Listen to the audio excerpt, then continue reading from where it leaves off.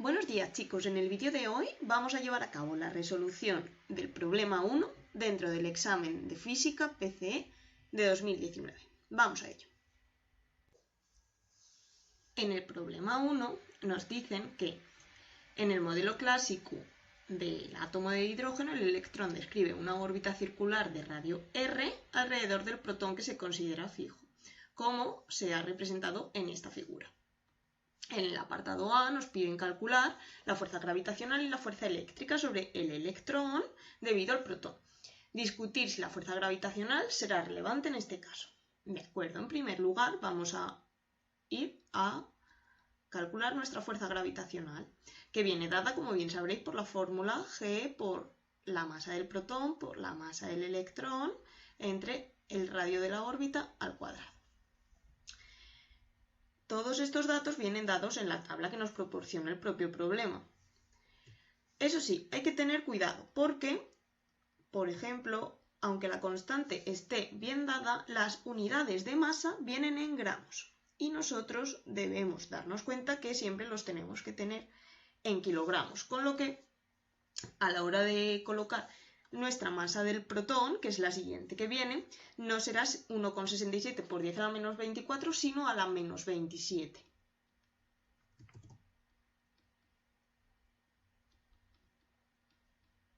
Y exactamente igual pasa con nuestro electrón, que será 9,11 por 10 a la menos 31. Entre el radio de la órbita, que también nos da el propio problema, que es 5,3 por 10 a la menos 9 al cuadrado. Si realizamos este cálculo con la calculadora nos dará 3,61 por 10 a la menos 52 newton. Un resultado prácticamente despreciable, es una fuerza muy pequeña. Por otro lado, la fuerza eléctrica vendrá dada por la fórmula del campo por la carga que lo genera, que en este caso es la carga del electrón. El campo viene dado por la constante K por la carga y por el radio y también se multiplica por esa carga anteriormente mencionada. La carga en este caso va a ser la misma, la del electrón. De acuerdo, si sustituimos los datos que también nos vienen dados, 9 por 10 a la 9 por 1,6 por 10 a la menos 19 al cuadrado entre nuestro radio, que es el mismo que en el apartado anterior, nos sale un total de 8,2 por 10 a la menos 12 newton. El ejercicio nos dice que además discutamos si la fuerza gravitacional es relevante en este caso. Si analizamos ambas fuerzas podemos observar que la fuerza gravitacional es muchísimo más pequeña que la fuerza eléctrica, con lo que en este caso la fuerza gravitacional sería irrelevante, puesto que es prácticamente despreciable. Porque es muy pequeña. Con lo que en este caso, en este problema, no sería de gran importancia. La pregunta del apartado B nos dice que obtengamos la aceleración centrípeta y la velocidad angular del electrón. Sabemos que para calcular en primer lugar la aceleración centrípeta tendremos que despejarla de otras fórmulas. El sumatorio de fuerzas será igual a 0, con lo que la fuerza eléctrica será igual a la fuerza centrípeta. Si sustituimos fórmulas tendremos que K por Q, que la hemos utilizado antes, partido de R al cuadrado, será igual a la fuerza centrípeta, que es masa por aceleración centrípeta. De este modo ya tenemos ahí nuestra aceleración centrípeta. Tan solo tendremos que despejarla. ¿Cómo se despejará? Pues pasando la masa dividiendo, de tal forma que la aceleración centrípeta será K por Q, partido de el radio al cuadrado por la masa. Si sustituimos por cada valor, tendremos el valor de nuestra fuerza eléctrica entre la masa, que lo hemos calculado antes, con lo que tendremos 8,2 por 10 a la menos 12 entre la masa, que es la masa de nuestro electrón, que es 9,11 por 10 a la menos 31, que es igual a 9 por 10 a la 18 metros segundo al cuadrado. Si hubiésemos sustituido dato por dato, teniendo en cuenta que la Q es la misma y los datos son los que nos vienen dados en la tabla, el resultado hubiera sido exactamente igual, ¿vale? Yo solo he utilizado una forma un pelín más rápida. Vale, una vez que ya tenemos la aceleración centrípeta, pasamos a calcular la velocidad angular. Sabemos que la velocidad angular viene dada por la velocidad lineal partido del radio. Sin embargo, desconocemos cuál es esa velocidad lineal, pero también sabemos que la aceleración centrípeta es la velocidad lineal al cuadrado partido del radio. De este modo, si sustituimos, tendremos que la aceleración centrípeta es igual a la angular por el radio al cuadrado entre el radio.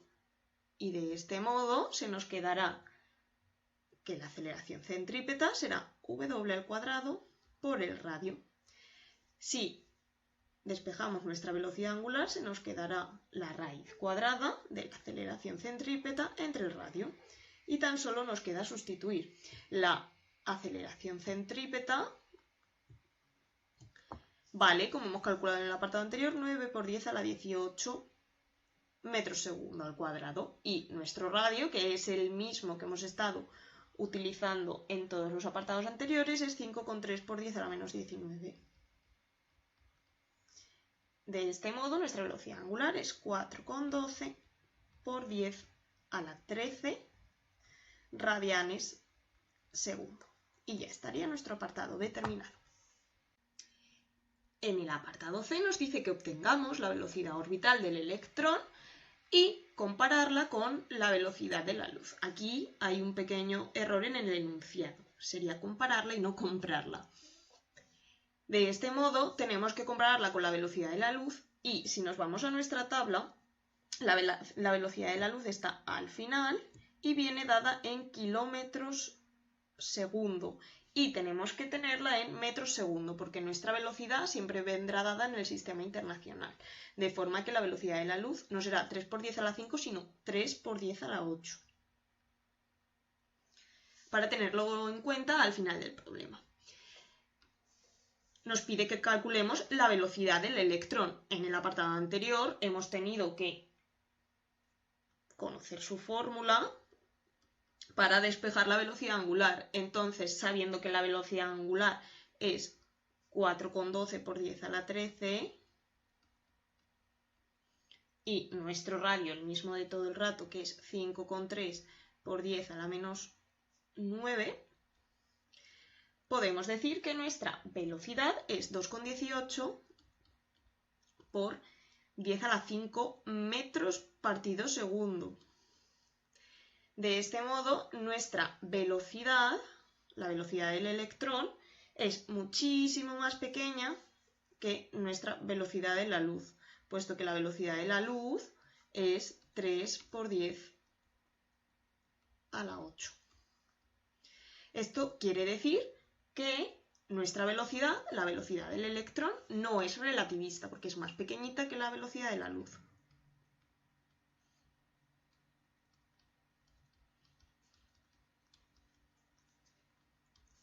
Y este sería el apartado C. El apartado D nos pide la energía potencial y la energía cinética del electrón en su órbita. Eso quiere decir en su órbita que utilizaremos el radio de la órbita. Vale, por empezar por alguna, empezaremos por la energía potencial.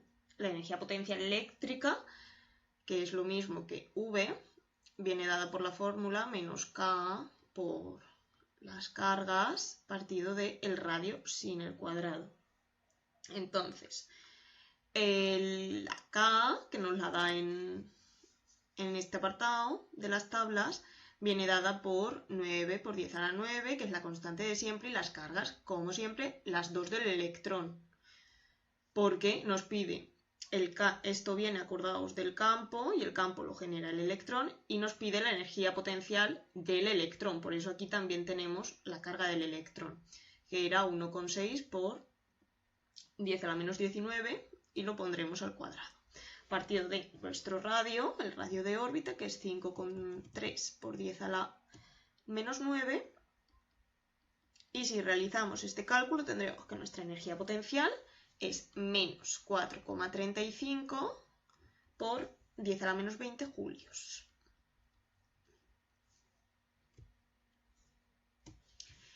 Por otro lado, también nos pide la energía cinética. La energía cinética de un cuerpo, en este caso el cuerpo es nuestro electrón, viene dado por un medio de la masa por la velocidad al cuadrado.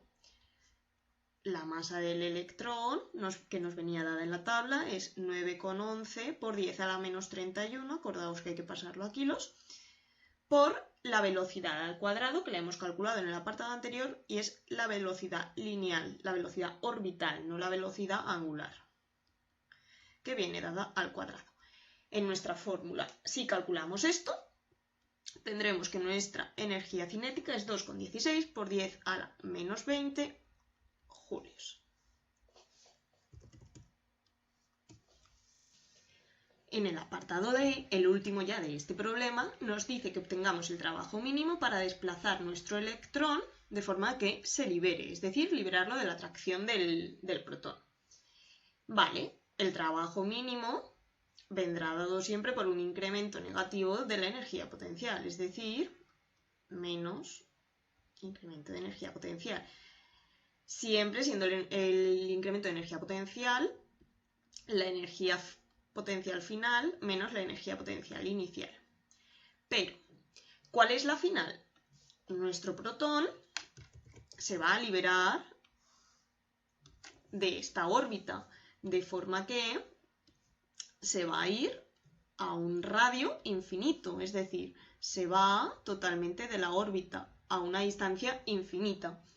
Con lo que la energía potencial final será cero, porque siendo esta la situación final y esta la situación inicial, la energía potencial final, recordemos que es menos k por la k al cuadrado partido de r, si el radio es infinito, cualquier cosa partida de infinito nos da cero. Entonces nuestra energía potencial final será cero. La energía potencial inicial, recordemos que es la que hemos calculado en el apartado anterior, que es la que se genera en nuestra órbita, de forma que la energía potencial inicial será con el radio de la órbita y nos salía en el apartado anterior que era menos 4,35 por 10 a la menos 20. De forma que si sustituimos en esta formulita de aquí, nos quedará menos, paréntesis, la final se nos va, menos 4,35 por 10 a la menos 20. Este menos con este menos se nos va y con el de delante nos vuelve. De forma que nuestro trabajo mínimo será menos 4,35 por 10 a la menos 20. Exactamente igual que la energía potencial que teníamos en la órbita. Y chicos, hasta aquí llega la resolución del problema 1. Espero que os haya quedado todo claro y que os parezca un poquito más sencillo que antes. No olvidéis suscribiros a nuestro canal y poder seguir disfrutando de todos nuestros vídeos.